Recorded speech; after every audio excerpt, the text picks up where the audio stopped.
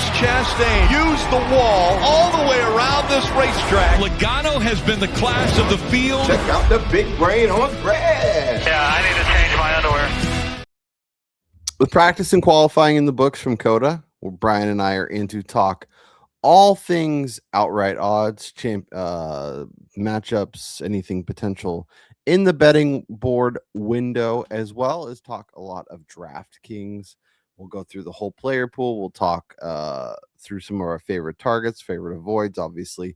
Win the Race. Our friends over at Win the Race are on deck with us to keep to add some checks and balances, to add some information, to add some potential projected ownership. And then obviously we'll build some lineups and we'll get out of here. Brian Twining, I heard you're in a mood, and I know as I've been messing around with technology and being the Brian of this operation, the crankiness is going away. So I'll give you the floor to complain about whatever O'Reilly did to you that made you mad. Yeah, I'm actually glad that my temper has kind of cooled down here, because it's a completely irrational angst that I'm having over a matchup that I had played for the O'Reilly's race. Obviously, like many others in the community, we were on Carson Kvapil, whose numbers floated out much longer than where he should have been, probably because he was in the 91, albeit a car that was completely set up by Junior Motorsports.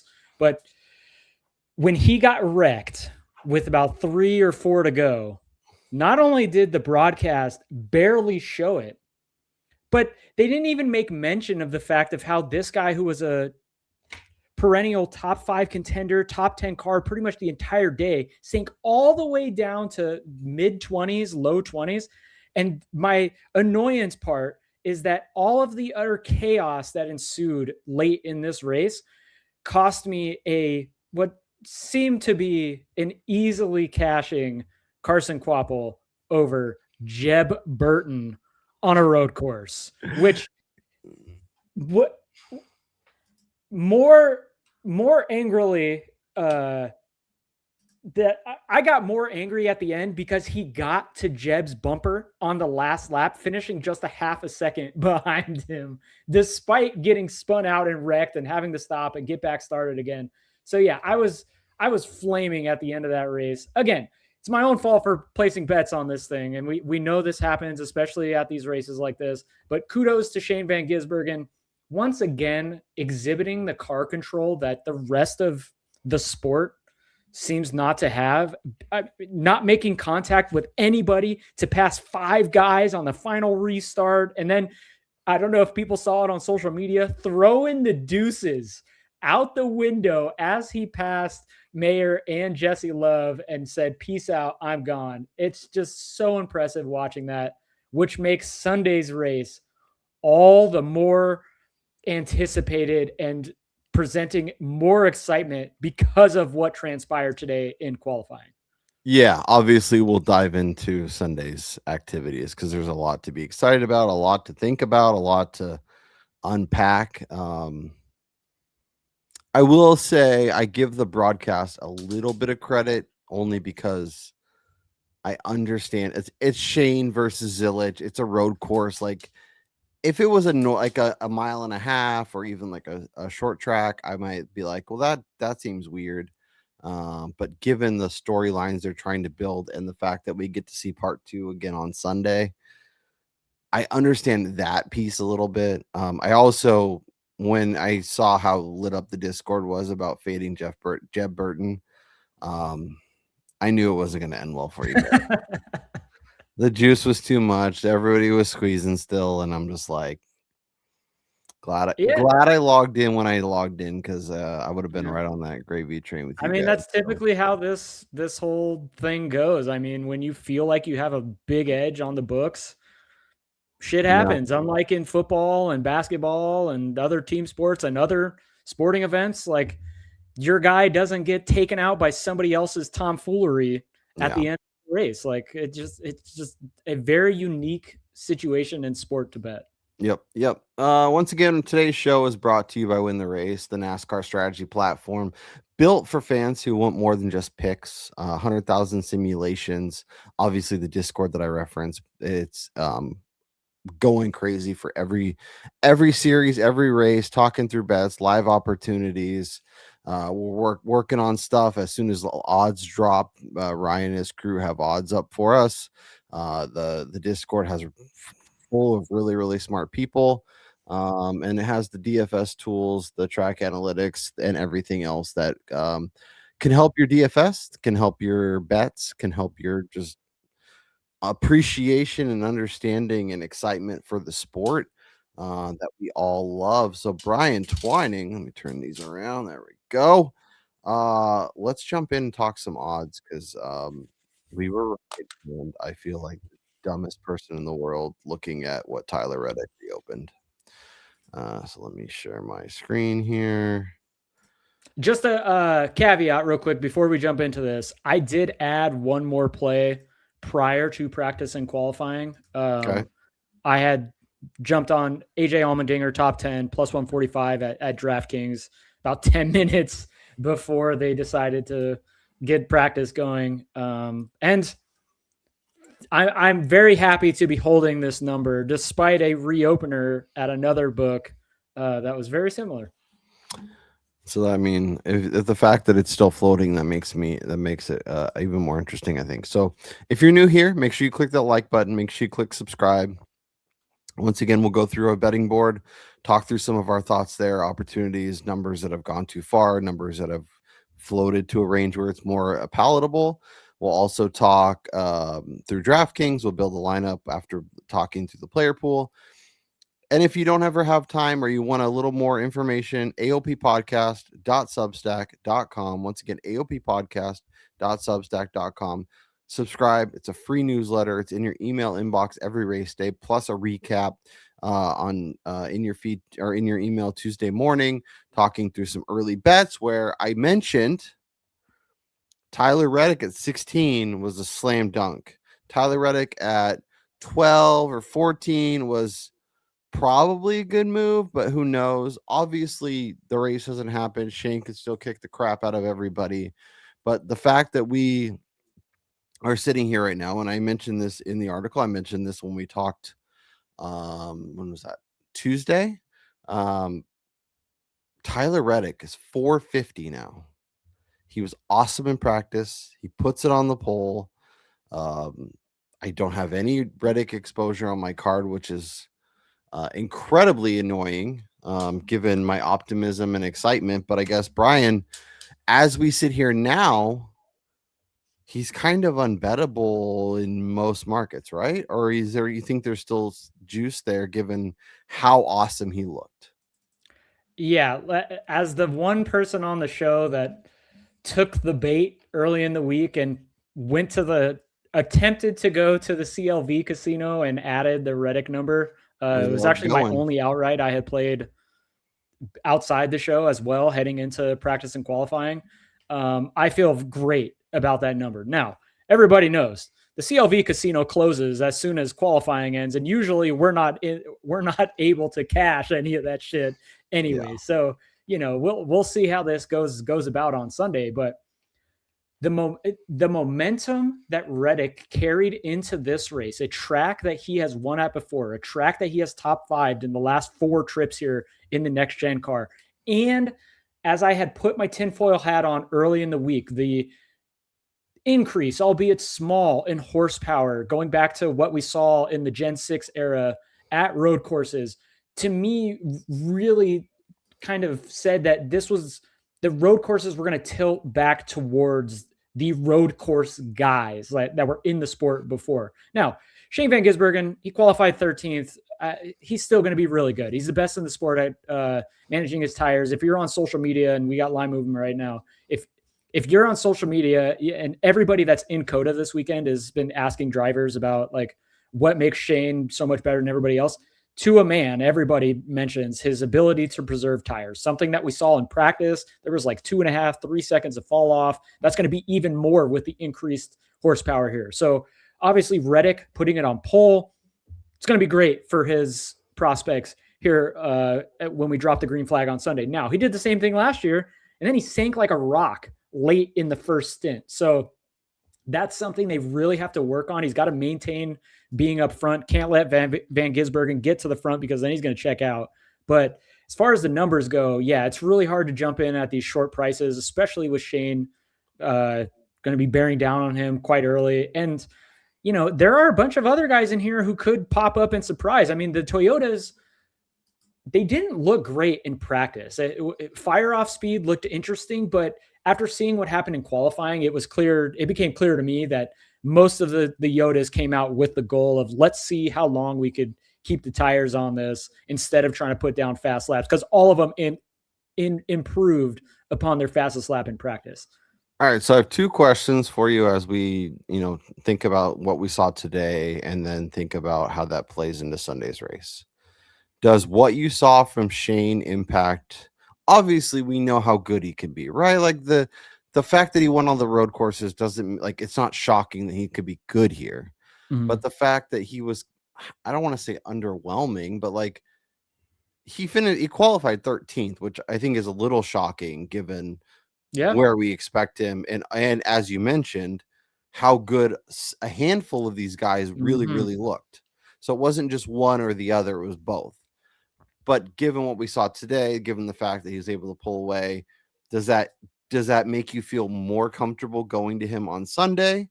And then my other question, I guess start there. Does that impact at all what you're thinking about in terms of Sunday, in terms of bets, in terms of outrights, in terms of DFS?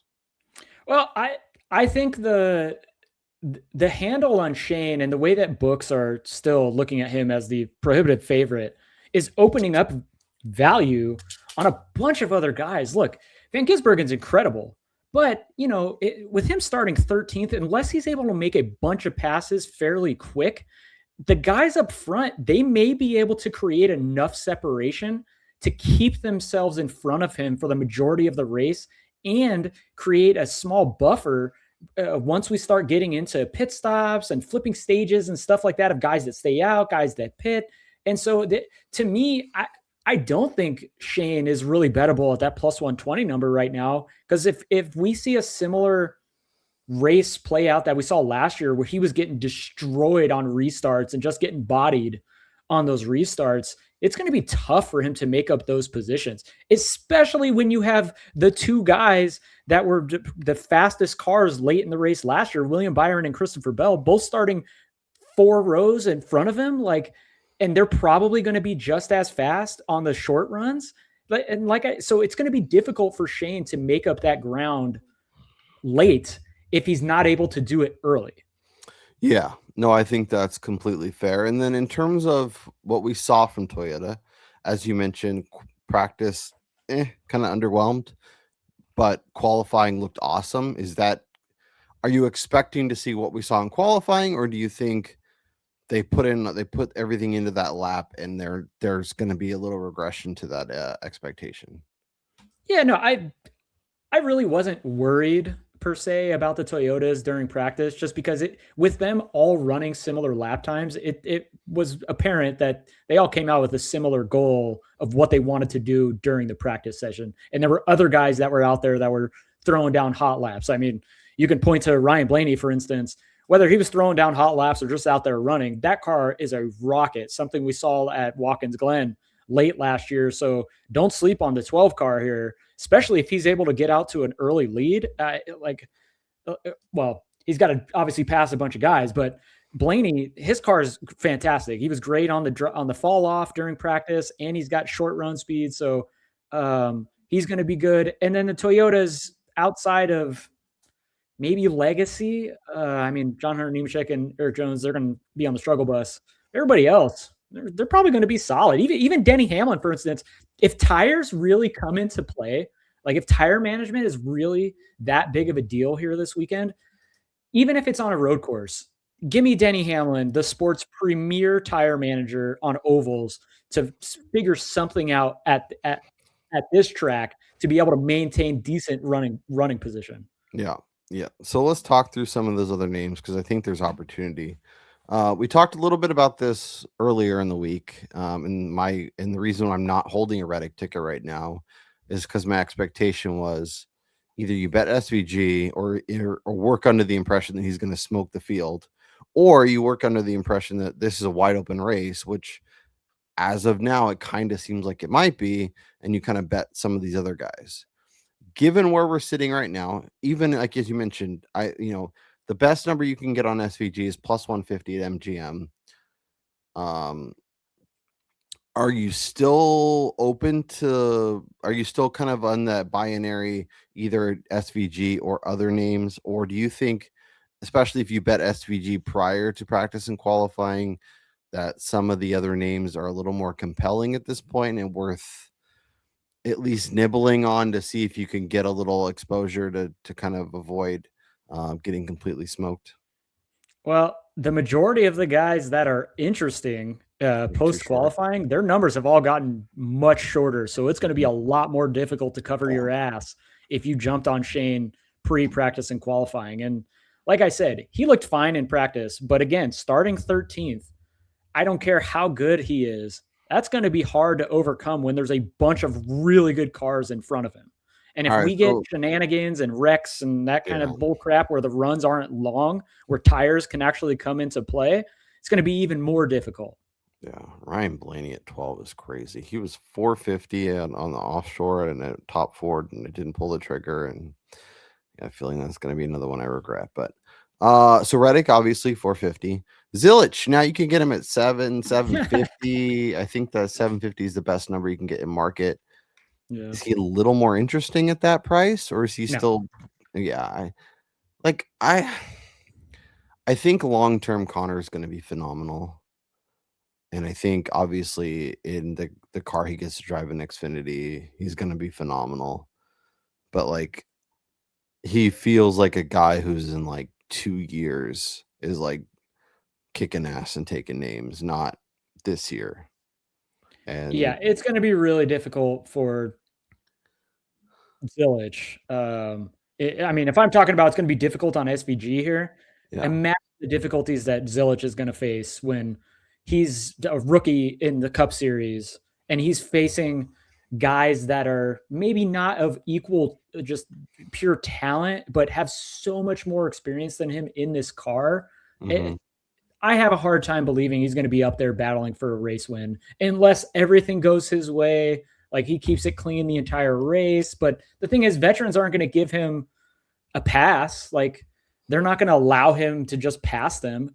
It's going to be extremely difficult to pass guys here at this track. I mean, you have Michael McDowell, for instance, who threw down an absolute heater in qualifying, was, from my eyes, looking at the laps on the shorter run, 1 to 10 laps, the best car in Group 1 by a significant margin. And how many top 10s does he have? How many top 10s does he have? Yeah, he hasn't top 10'd at this track, but the thing is that when you look at guys like McDowell, his finishing results are really the result of him getting aggressive with strategy and maybe trying to go for it when he could just stay out, or he could play it safe and do what everybody else is doing and wind up with a top 5. But this is not a guy that's out there to just, grab points and finish 6th. Like, he's going for a race win. Yeah. Especially in the old model where getting a win was so important to getting in the playoffs, and he was racing for smaller teams that he knew, like, we have a handful of real opportunities to win races, and then everything else is kind of, well, we'll see if we get lucky. But so I think that's a fair counterpoint. Let's talk through some of the other names kind of in this bubble, though, because we have Ross Chastain right inside 10-1. We have Chase Elliott at 10-1. We have Ryan Blaney at 12. I think MGM has him at 8-1, which seems bonkers. Like, we can't bet Ryan Blaney at this point, not when he was 35, 40, 45-1. Well, I'm gonna spill the beans, but Superbook in Vegas, they have, obviously, SVG is still the favorite. Every book you're going to go to, just because they have to protect themselves from that. Tyler Reddick, Connor Zilich, and one Ryan Blaney have the second shortest odds at 8-1 at Superbook. So that just shows you the type of respect that odds makers in Vegas, who I tend to take their opinion with a much more a larger grain of salt than the rest of like the public books. And so Blaney, he is not somebody to just glance over. Now 12 is still, it's hard to get there with him because he hasn't won a road course. Especially with the names that are behind him. Like, it's hard for me to rationalize that, but maybe that's a stupid way to think about it. Well, and then I also saw like in the Win the Race Discord, somebody did mention about whether or not Blaney's just going to go out there and take stage points, where I think the difference this year from last year is you can still go for a solid finish here in these road courses without trying to get the playoff point at the end of stages, because that doesn't matter. Yeah. And you really need to get a good finish. You can't be stage pointing when you're trying to compete for a championship. Also, like, he could not pit towards the end or just take 2 tires towards the end to limp into a 7 to 10 place finish, or rather than, if it doesn't look like he has a real shot to win. But I think through stage 1 and probably into stage 2, if he's anywhere near the front, competing, showing real speed, I think he's going to push it and not worry about stage points and kind of that stuff. Because as you mentioned, in the new format, it's not as powerful. Yeah, and I do think that for stage 1, obviously it's going to be dependent on if Shane does make everybody look like a fool and gets to the front by the end of stage 1, then I think this strategy changes. But if Shane is having difficulty maneuvering through the field, I think you do see a lot more guys get excited about their potential to win this race. And so you are going to see the vast majority of them running near the front, pitting before the end of the stage and not staying out. And I think too, kind of what you just said, this is a great race to leave a live bullet or two if you can. Oh yeah. If you have the opportunity to have an option to get involved live, there's going to be opportunity, whether it's Shane gets stuck in the back and you really want to bet him, maybe you get a 175 2-1. That's so gross. Yeah, I know, it's really gross. Or Shane's rocking and rolling through the field, and then maybe you take a shot on some other guys. But yeah, let's talk about a couple names that were really high on the board and really short odds when we talked last, and that's William Byron and Christopher Bell. You can get 15 and 16. You can get as long as 18 on both of those guys. Did they clearly they got moved, and obviously when Ross and Blaney and some of these guys look as awesome as they did, it kind of flips the board and somebody has to go somewhere. Mm-hmm. Are the books giving us a window here to get in on some of the elite road course guys who have been awesome here? Or do you think, looking at previous history, knowing their cars don't have it quite as much, maybe it's it's a trap? I don't know. I think the numbers on Bell and Byron are fine. Again, if you've already played SVG at that short price, it's hard to get invested in all these guys. And for me, if that were the case, I would rather play the next group. I mean, right there, you have Michael McDowell, AJ Allmendinger, Chris Buescher, even Chase Briscoe for that matter.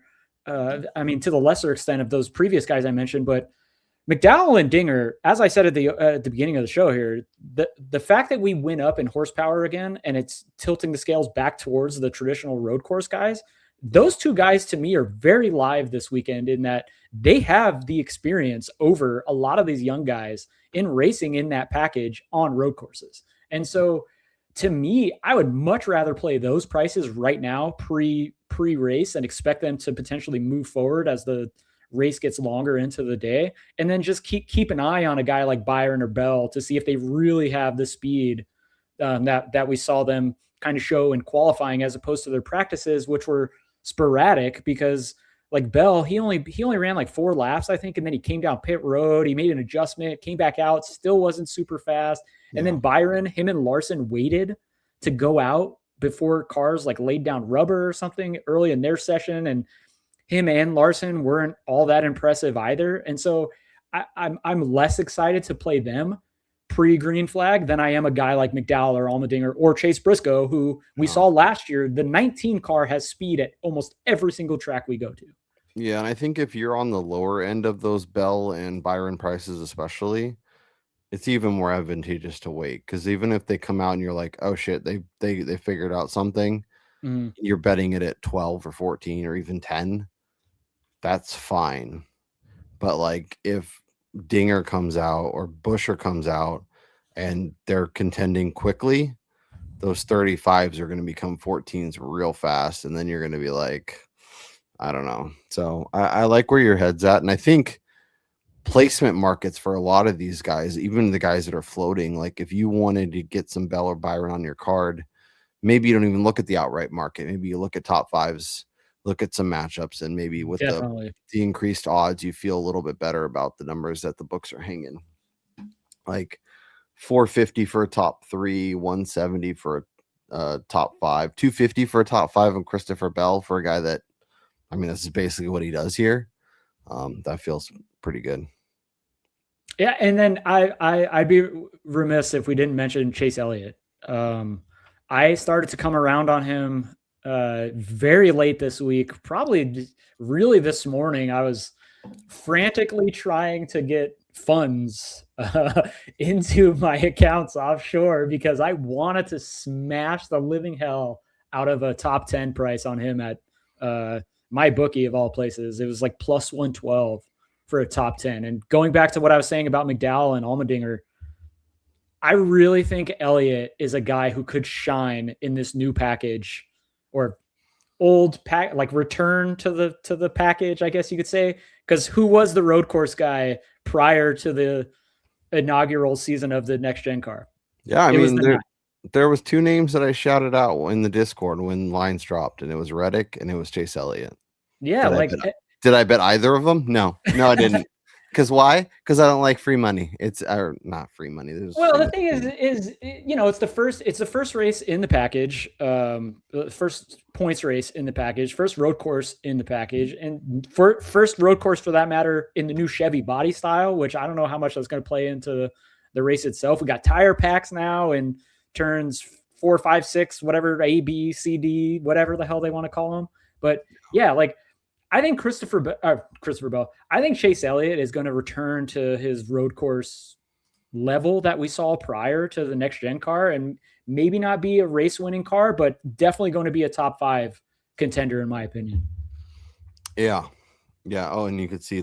As we speak, yeah, Byron and Bell get destroyed. Byron went up to 18, and Bell's the 17 now.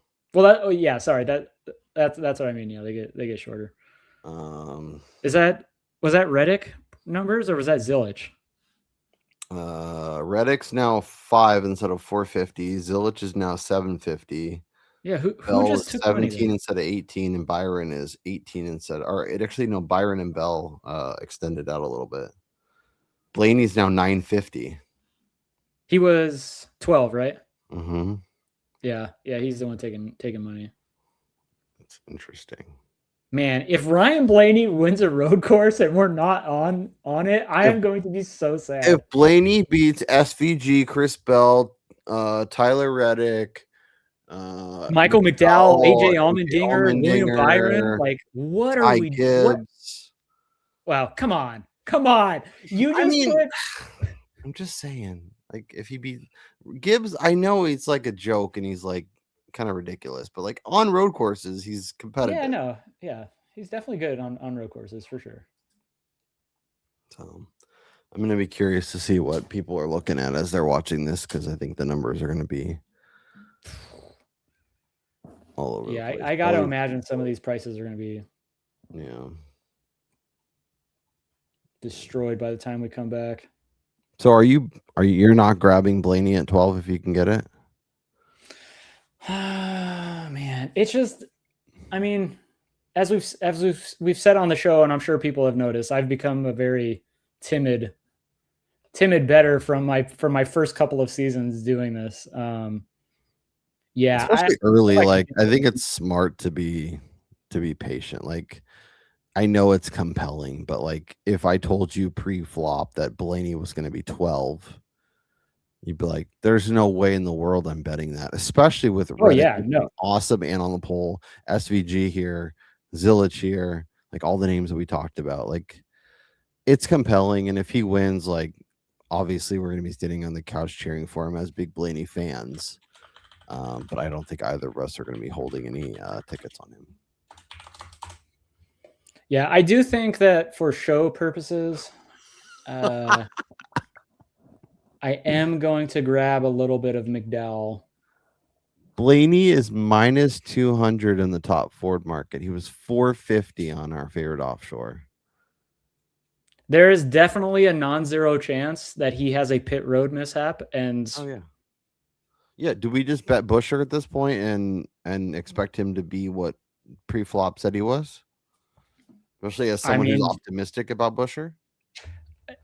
In a vacuum, Ryan Blaney should absolutely cook the rest of the Mustangs. But we all know how these races go about. Like that, races are never completely. He should kick the shit out of the Mustangs, but yeah, no, I think definitely the Ford market the value has opened up with Blaney looking as good as he did versus the field. All right, let's talk through some of these other longer numbers, and then we'll go into the manufacturers before we jump over, because we're about 30 minutes in.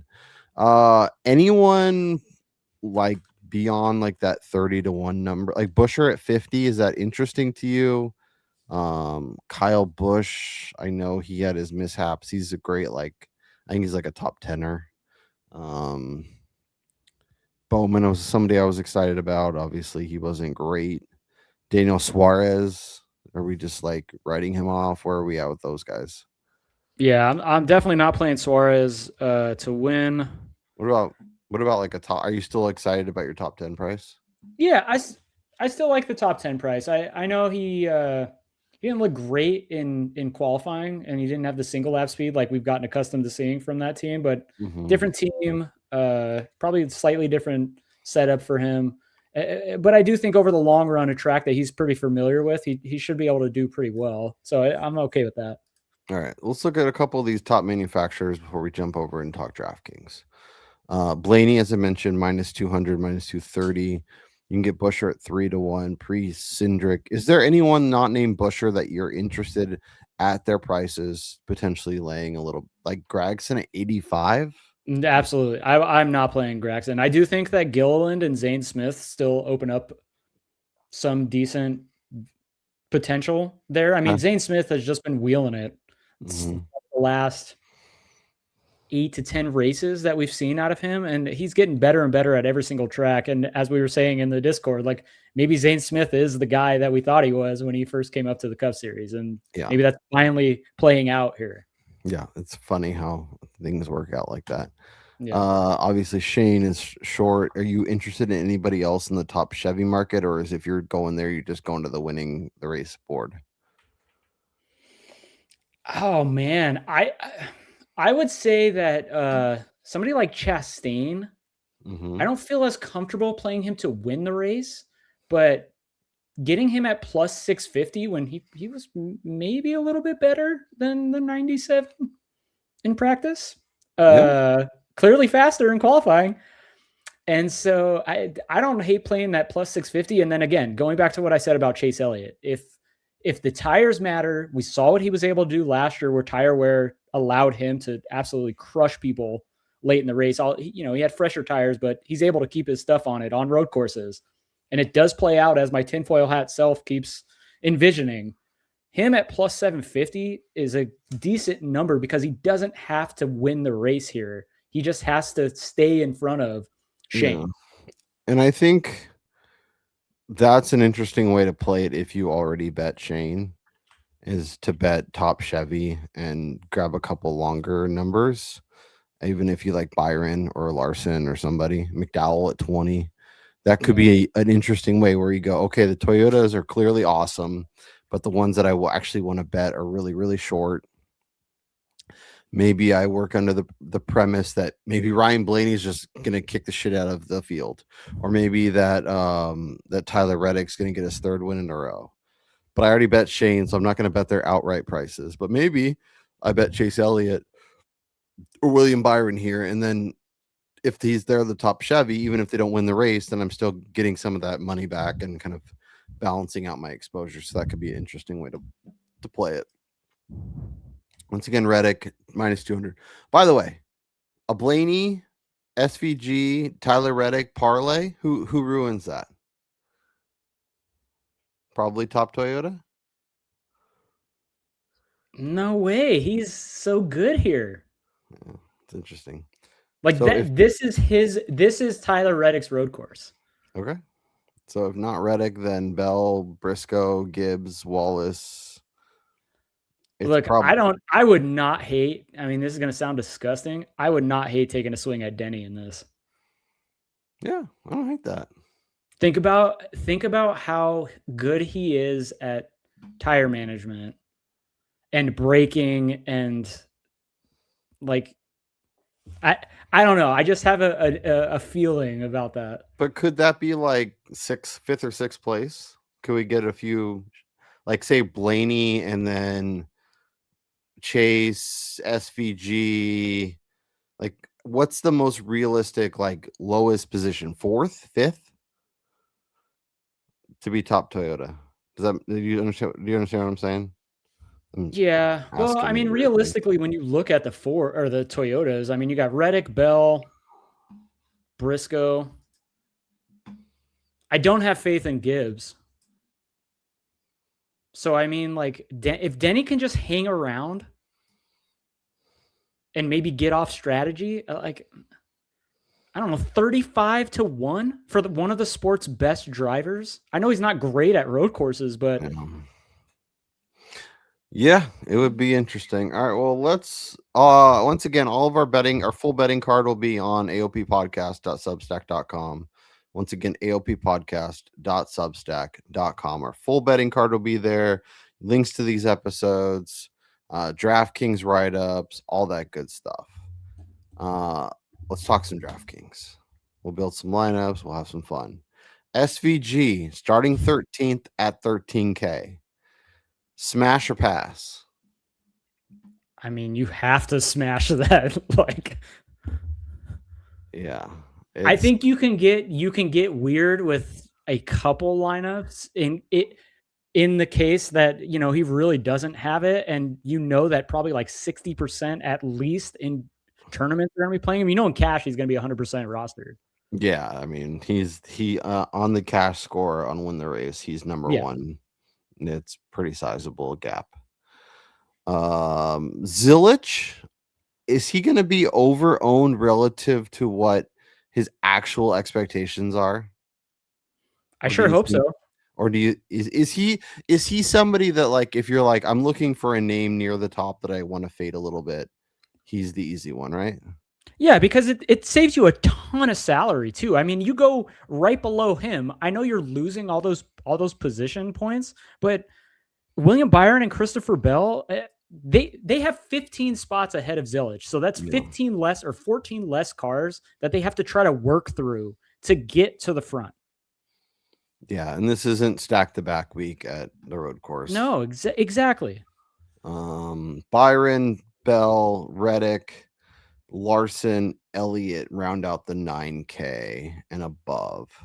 So I guess obviously SVG is interesting. Whose number are you just going to take? Reddick and hope that he leads a ton of laps? Obviously, you know, road course does not, Dominator isn't nearly as important as when we run 400 or 500 laps or whatever, but are you interested in Reddick starting on the yeah I was just gonna say, I mean, before WTR even dropped the DK information, which is amazing, by the way. It's literally the only way that I build DFS lineups because I'm effing terrible at this. Well, and their new tools are awesome with like locking drivers in, having a max percentage. Like we did a whole video with Ryan on kind of going through that and showing us the breakdown, and it was kind of honestly boggling our minds. But yeah, it helps. Maybe we can link that in the description for this one too. Yeah, I will. I'll add that at the end of this video and link it in the description so you can see that, because the tools are incredible. It also helps you avoid getting exposed to certain drivers, which Brian and I tend to get excited about a couple names and then we want to jam them in every lineup. So that's interesting. And he has like a projected ownership, what the optimal ownership should be, average floor, average ceiling, all that good stuff. But okay, so we like SVG, we like Reddick. Is there one other name that kind of stands out above the rest for you, or are they all kind of is there like a tier? Like where are you at with kind of the rest, like 9K and above range? Yeah, I was just gonna say, I feel like the vast majority of people are gonna begin lineups Van Gisbergen and Reddick, and then build from there. Yeah. And then with Byron and Bell, I think they're probably gonna be the two most popular pivots off of Reddick. Just because of recent performance at this track, and we like Byron's prowess here.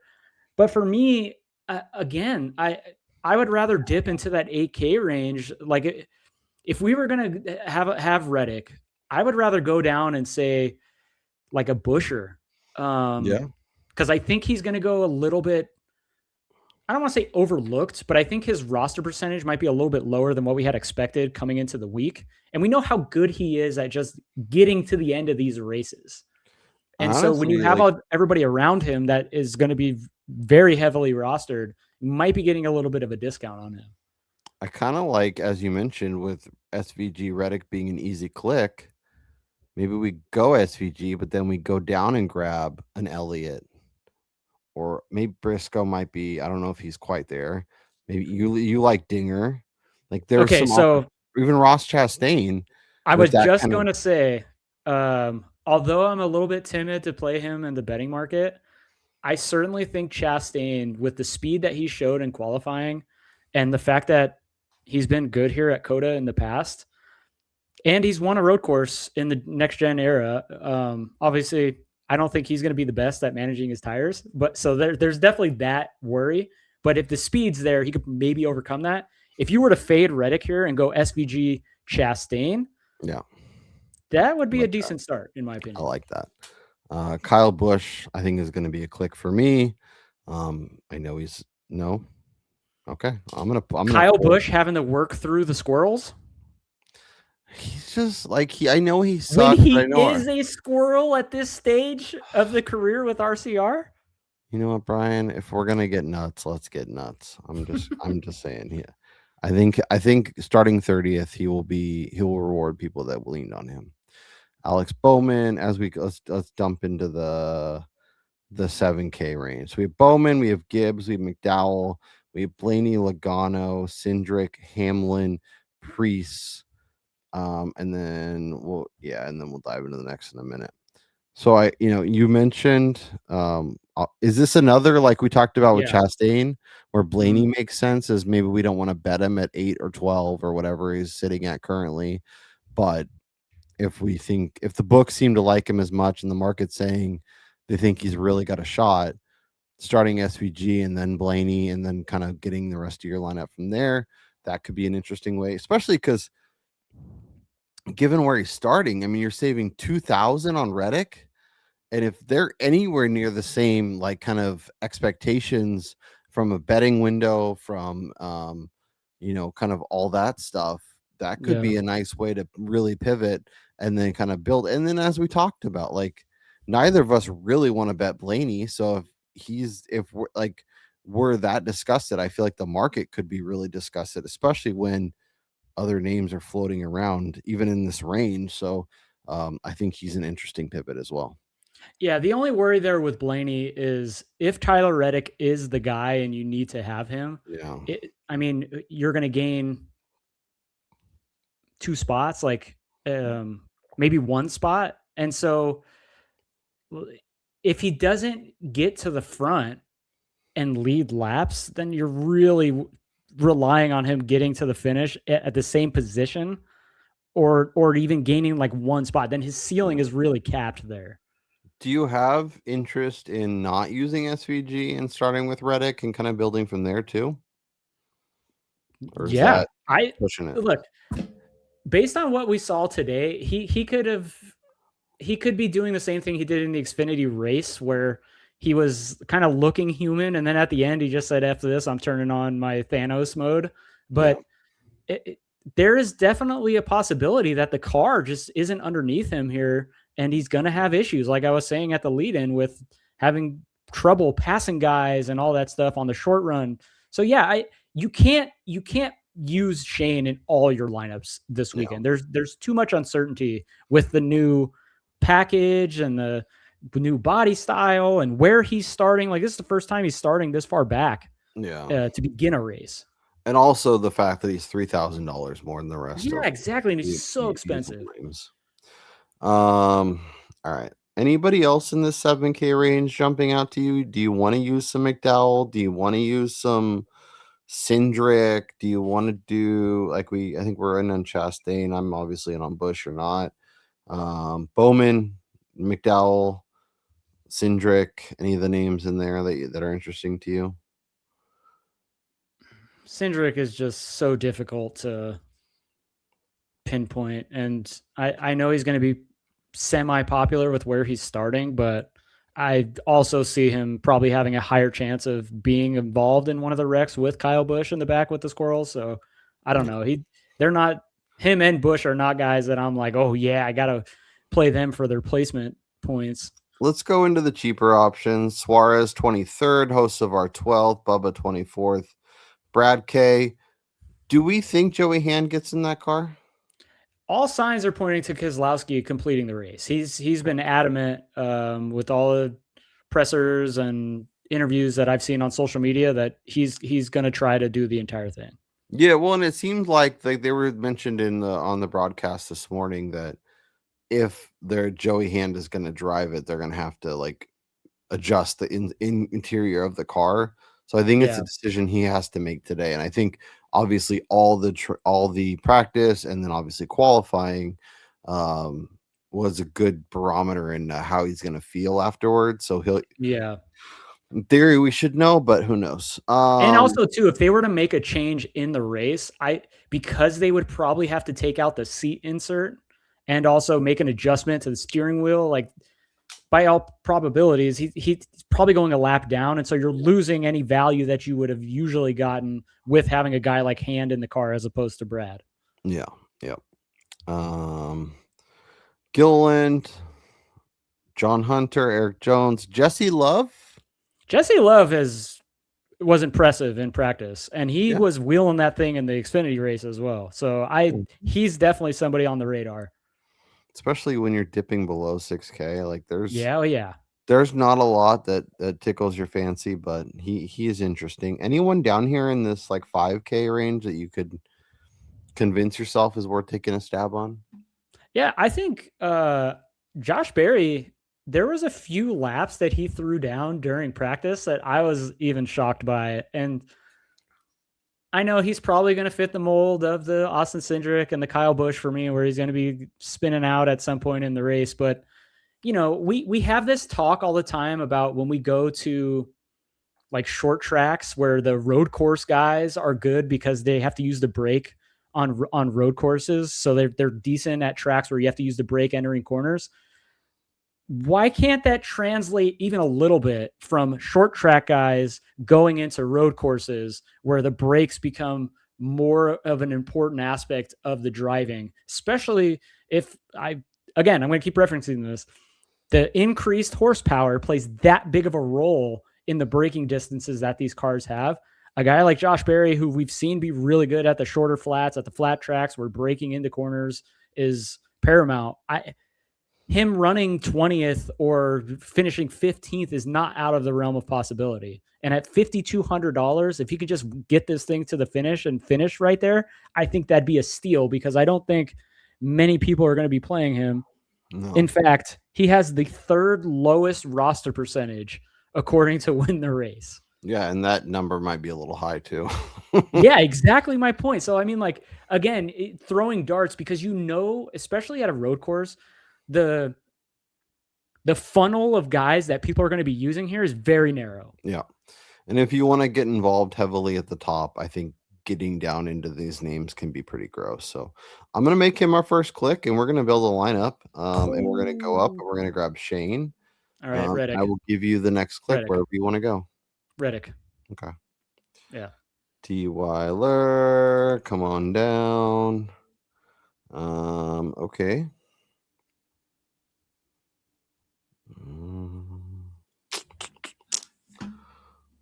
see here.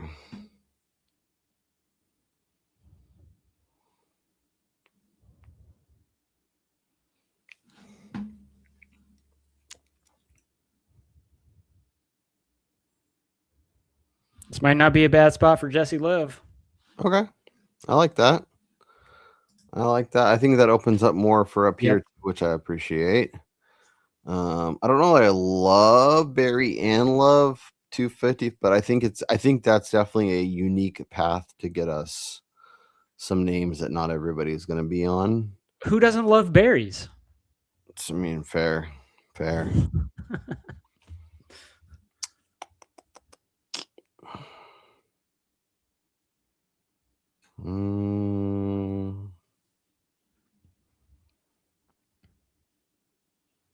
Kyle Busch or Alex Bowman? I'll let you decide. Who do you have more trust in getting this thing to the end on the lead lap?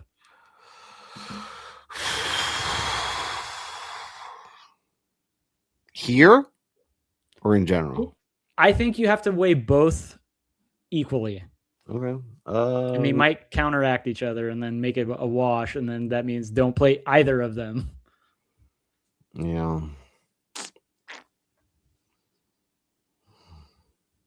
I think if you play Busch, then you have to get somebody who's going to stabilize the lineup by maintaining position up front. Busher or Dinger? So I definitely think Dinger is going to be competitive. But he's a wild card. Yeah, he's a little bit of a wild card. I mean, last year he was a top 5 car. But the other thing we can do with this lineup, and I'm not going to use 100% of Kyle Busch. I'm happy to not use him here. But we could do Chase Elliott here. And then that gives us the Bowman click, which I kind of like a lot. Or even go down further if you want. But, I mean, how do you feel better? I like that a lot more than Kyle Busch. Yeah, Bowman and Chase versus KFB and Busher. Yeah, I like that a lot more than Kyle Busch. Okay. Just personally. All right, create a lineup. Okay. Which one are we leaving out? SVG or Reddick on this lineup? I mean, we're going to do both, so I'll let you make that decision here. All right, let's do the non-Reddick lineup here. Okay, so then we go SVG. Do you want to do Chastain? Or do you want to do... personally, I would rather go Chastain just because he's starting on the front row, and I think obviously that opens up him the ability to jump to the lead from the drop of the green flag and get us laps led immediately, as opposed to Blaney. It might be a little bit more difficult starting on the second row. All right, well, I'm going to put Kyle Busch in here. Oh, man. All right.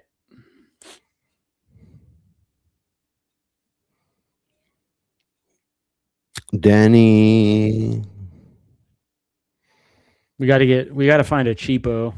Yeah, but how cheap is the question? Yeah, because I mean, we're already at 69. Do you want to do the pickle man? It's 5,900 starting 17th. 6,100. We could do. I don't hate that, but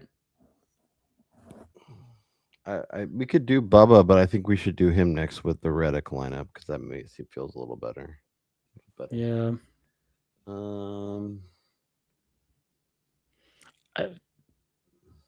Yeah, we can't do that.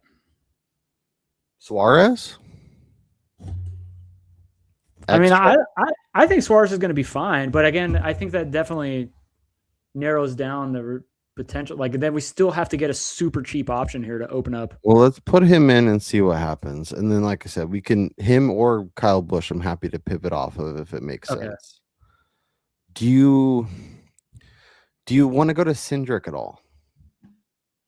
I mean, if we play Cindric, then we're really screwed, and then we got to play somebody even below him. My thought was that we play Cindric instead of Kyle Busch, and that gives us an extra 800, and then we could figure out something we feel a little bit better about. But I don't know that I love Cindric. I feel like it's a flip of a coin between those two, so I'd rather save the salary myself. That's what I'm saying. If we can save a ton of salary, it's basically the same starting position Okay. And it gives us more wiggle room. And then if we put, I'm just putting in for testing, we do Jesse Love, we can do Kyle Larson. So I would say let's figure out the highest price guy, knowing that we can go to Love if we need to. And then if we like someone who's like more like 8,400, 8,300, we can go down to someone a little more. Did we play Busher on the previous lineup or no? We did not. Because we were going to do Busher and Kyle Busch, I think. I don't know. Yeah, Busher and somebody I like that you didn't like. And then, so if we do that, then we can do Bubba, we can do Brad, we can do Austin Dillon, we can do the Pickle Man. I mean, shit, I'd almost rather play. Or do you want to just put Love in and then upgrade somebody else? I mean, this is gross, but just from pure battle of attrition, I'd probably play Eric Jones or. I'm not playing Eric Jones on a road course. He said that he hates road courses. That's when we were there at Sonoma. Yeah, but the thing is, he could just ride in the back and hope that people just get destroyed while they're battling on restarts. Yeah, but like this isn't Daytona. I don't know. But who would you rather play Austin Dillon? Yeah. I don't really want to play either of them, but I mean, at this point, we kind of have to just because of the salary situation. I mean, I'd rather play Jesse Love than either of those guys, and they're kind of right there. I don't hate Josh. Who else was actually either. pretty decent in practice was Cole Custer. Yeah, I like him too. I like him on road courses. I would rather play him than play Gilliland based on salary. Yeah, and I mean, looking at where Ryan has it, it's basically the same guy. So yeah. Let's put in the Custer Muster, and then that gives us an extra 1,000. So we can go from Cindric to. We could play Busch here.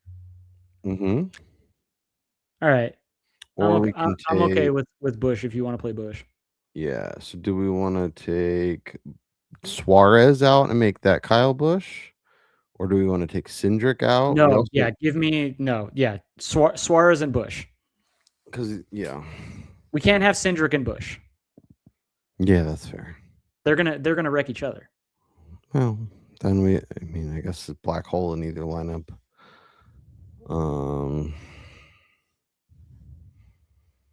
The other thing we could do is if we love, then we can go all the way up to. Yeah, I don't know. Yeah, but then again, we don't play. You don't have to use all your salary.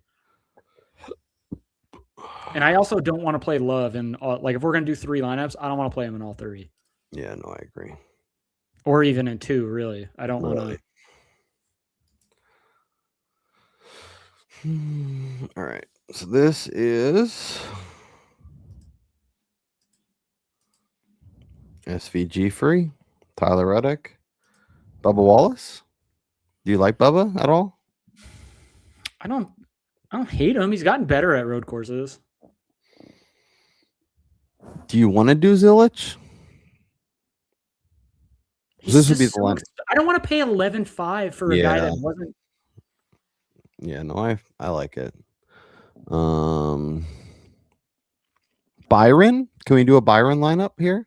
Yeah, do Reddick and Byron. I'm not going to argue against that. That's for sure. How about Larson? I'm not a big fan of Larson. Okay. Larson seems to overdrive his car often. And I don't think in a track where you're going to have to preserve your tires and get a little bit less on the gas and, be more feather light on the brakes and stuff, it's not conducive to his driving style. Chris Bell? You don't like Bell? I mean, if you want to do that, I don't. Would you rather go to Dinger or Bell? Ooh. Christopher Bell is going to garner a ton more attention. I mean, we're looking at 10% larger projected ownership.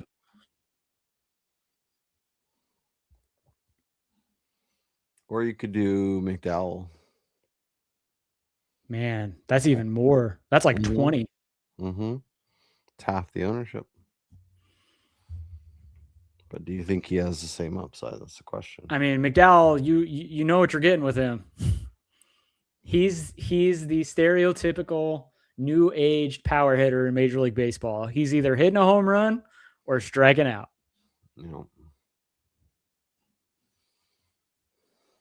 What's the name? It doesn't matter price wise. What's the next name you want to put in? We haven't played him. Maybe we only played him in one lineup. Somebody that you're clamoring to make sure we get some exposure to. I think McDriver is. He has been the loudest of the guys in the garage about wanting to overcome SVG's clear, like, betterness than that. I don't even know what word to use there. So he's like the Isaiah Thomas and Michael Jordan's just beating it. Yes, exactly. Like, I just keep thinking about Chicago of last year when he was talking in his qualifying presser about how he wants to beat SVG. He thinks he has more. He knows that they can get better. And McDowell to me is somebody that this offseason, all he did was train on the road courses because he wants to beat SVG. What a world we live in.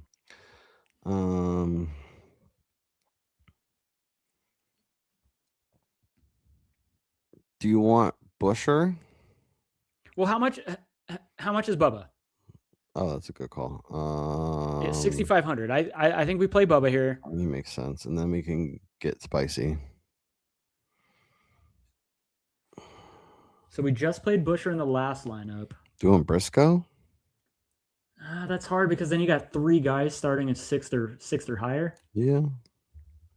Busher's there. Bowman. We played him in one though, right? Yeah, we played him already. I could do Bowman again. Well, okay. This is disgusting, but no, that'd be hard. I was just gonna say, what if you play Chastain with Reddick? You play the front row. Or what if this is Blaney? I think if we do that though, we should take McDriver out. Yeah, I guess you're right. I think one guy there, and I'm fine with it being Blaney instead of McDowell. Although the price savings really isn't that much.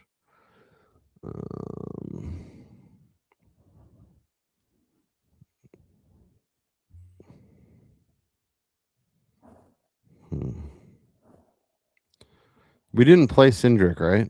Or did we? No, we did not. So we could do Blaney, Cindric, and that gives us 90. And then we could play Kyle Larson with William Byron. I know you don't really like him, but I guess the question becomes like, is Busher the next click? If not, Kyle Larson. Do you want to do? I would rather play Busher than I'm telling you, Larson scares the shit out of me here.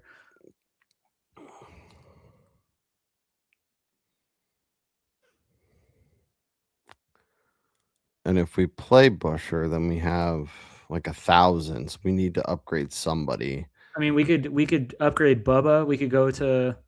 Let's see. Oh, not really. Yeah, I'd rather get rid of Logano or Denny. You seem to like Denny. I don't hate that. I mean, Denny is so interesting just because we know how good he is with the tires. Do tires matter though? Like I know we want them. They're going to matter tremendously. Guys were dropping off like 3 seconds in 10 laps of practice. Yeah. Oh no. Don't quote me on that. It was like a second to fall off in 10 laps. Yeah. No, it was noticeable for sure. Yeah, like we definitely saw some significant fall off during practice. Bubba's a little more comfy, I think, just given the extra wiggle room, but I mean, he's only starting five spots back. True.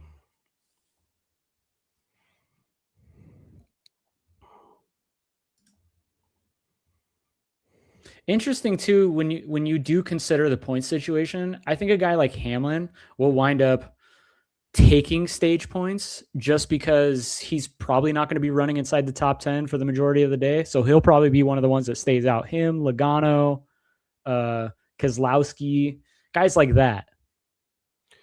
The other thing we could do is drop Blaney for Gibbs, and then we could get someone. Well, I guess that would still be three Look, guys in the top 10.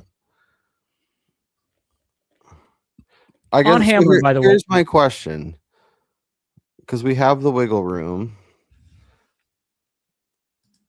Do you want to play Gibbs? You don't want to play Gibbs. I'm not going to mention. No, I don't want to play Gibbs. Do you want to play McDowell or do you want to play Blaney? That is the first question.